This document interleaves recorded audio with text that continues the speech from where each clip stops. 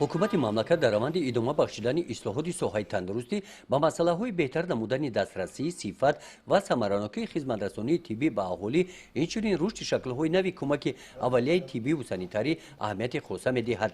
Зеро миллати солим таҳкурсии ҷомеаи солим мебошад. бо мақсади татбиқи ин ҳадафҳои ҳукумати ҷумҳурии тоҷикистон дар соҳаи тандурустӣ дар ноҳияи восеъ бо иқдоми маркази ташаккули тарзи ҳаёти солим бо иштироки табибони марказҳои саломатӣ ҳамоишҳои бозомӯзӣ ба роҳ монда шуданд. мавзӯе ки ин навбат бо кормандони маркази кӯмаки аввалияи тиббии санитарии атрофиён суҳбат гузаронида шуд, оиди бемории ВИЧ ва роҳҳои пешгирии он иборат буда таъкид карда шуд, ки дар ин самт ба таври сода ва фаҳмо бо аҳолӣ корбарӣ карда шавад.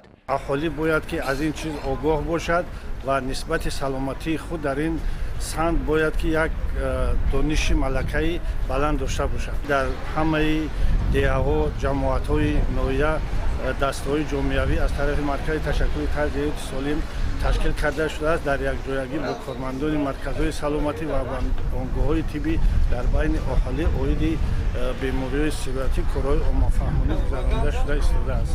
ҳамин гуна ҳамоишҳои бозомӯзӣ дар дигар бунгоҳҳои тиббӣ ва марказҳои саломатӣ гузаронида мешаванд.